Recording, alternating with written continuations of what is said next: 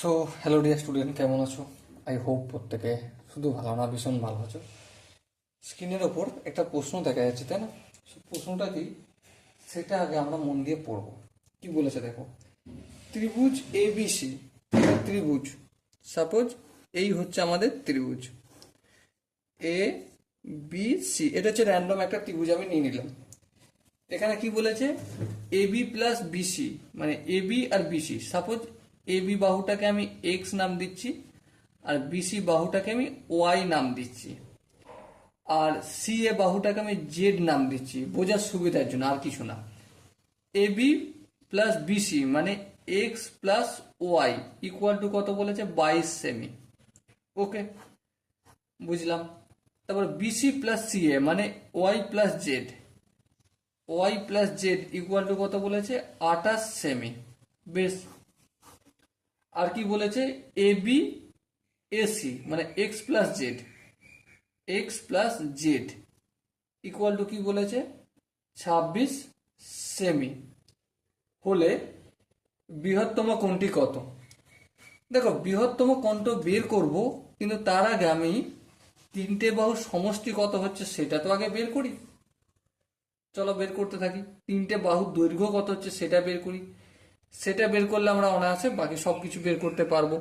ঠিক আছে, আমরা দেখো, এটাকে যদি 1 নম্বর সমীকরণ, এটাকে যদি 2 নম্বর সমীকরণ, আর এটাকে যদি আমি 3 নম্বর সমীকরণ ধরি, তাহলে তিনটে সমীকরণটা যদি যোগ করি, তাহলে এক্স প্লাস ওয়াই, এটা লিখলে ওয়াই প্লাস জেড, এটা লিখলে x plus Z equal to কি হবে, 22 + 28 + 26। 22 + 28 + 26, তাহলে এখানে একটা এক্স, এখানে একটা এক্স, 2 × x + y + z। দেখো দুটো ওয়াই আছে, দুটো জেড আছে, সেই জন্য 2 কমন নিলাম। এখানে যোগটোগ করলে 2 8 2 10 আর 6 16 6 হাত থেকে 1 2 2 4 4 আর 2 6 1 7।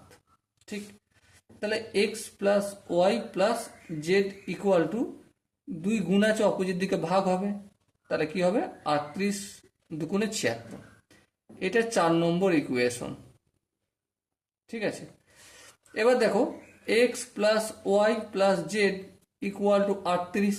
হ্যাঁ, এখান থেকে যদি আমি এক্স প্লাস ওয়াই লিখি কত, 22, বিয়োগ করে দিই -x - y, তাহলে এক্স এক্স ওয়াই ওয়াই কেটে গেল, তাহলে জেড সমান কত হবে, বিয়োগ করছি তো, তাহলে এখানটা বিয়োগ চিহ্ন নিতে হবে।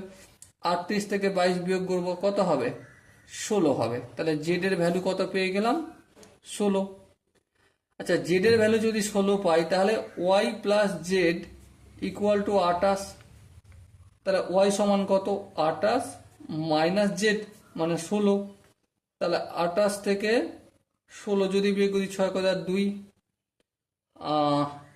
1 × 2 12, তাহলে ওয়াই এর ভ্যালু কত পেলাম, 12 পেলাম।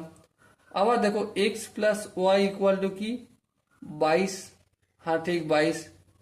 তাহলে এক্স সমান কত, 22 মাইনাস 12, তার মানে 22 থেকে 12 বিয়োগ করলে কত হয়, 10 হয়। ঠিক আছে, তাহলে দেখো আমি তিনটে ত্রিভুজের তিনটে বাহুর দৈর্ঘ্য পেয়ে গেছি। এক্সটা কত হবে, 10 সেন্টিমিটার, ওয়াইটা কত হবে, 12 সেন্টিমিটার, আর জেডটা কি কত হবে, 16 সেন্টিমিটার। ওকে, বেশ, নো প্রবলেম। এরপর হচ্ছে আমার আসল কাজ, তিনটে বাহুর দৈর্ঘ্য তো পেলাম। এরপর আমাকে দেখাতে হবে যে বাহুগুলোর সঙ্গে কোন বাহুটা বড়, সব থেকে বাহু বড়। দেখো, বাহুর যদি কথা বলি, তাহলে জেড বাহুটা বড়, তাহলে Z is greater than Y. 3 number বাহুটা বড় ওয়াই এর থেকে, মানে জেড এর থেকে। ওয়াইটা আবার বড় এক্স এর থেকে। বোঝাতে কি পারলাম? আই হোপ প্রত্যেককে বোঝাতে পারলাম। এবার দেখো, এই যে আমাদের এখানে জেড, এই বাহুটা, এই কোণটা, এই বাহুটা তৈরি করছে কোন কোণটা দ্বারা।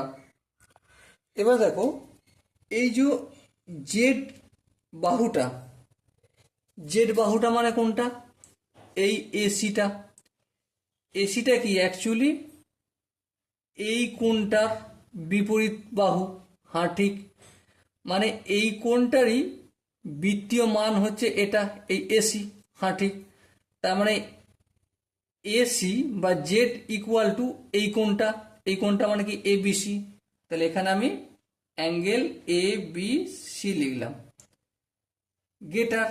গেটার দিলাম। ওয়াই মানে কোনটা? এই বাহুটা। হ্যাঁ, এইটা কার বৃত্তীয় মান? এই কোণটার নাম কি? B A C. এই লিখলাম angle B A C. Okay, আবার গেটার দেন দিলাম। এক্স এক্স বলতে কোনটা? এক্স বলতে এই বাহুটা কার বৃত্তীয় মান? কোনটার? এই কোণটা, সি কোণটা মানে এ সি বি। এই লিখলাম আমি এ সি বি। তাহলে কোনটা সব থেকে বড়? অ্যাঙ্গেল এ বি সি সব থেকে বড়। অ্যাঙ্গেল এ বি সি বলতে এই কোণটা, এটাকে কোণটা কি নাম? বি কোণ। তাহলে এখানে দেখো চারটে যে অপশন আছে তার মধ্যে অপশন বি যেখানে দেয়া রয়েছে অ্যাঙ্গেল বি কোণ, সেটাই বড় হবে, আনসার হবে। ওকে, আই হোপ এই কোশ্চেনের পুরো কনসেপ্টটা বোঝা গেছে। যদি কোনো জায়গায় বুঝতে অসুবিধা থাকে, ডাউট থাকে, তার জন্য কি করতে হবে? কমেন্ট সেকশনে জানাতে হবে। ওকে, সো দেখা হচ্ছে পরবর্তী সেশনে। ততক্ষণ পর্যন্ত ভালো থেকো, সুস্থ থাকো এবং জয় হিন্দ।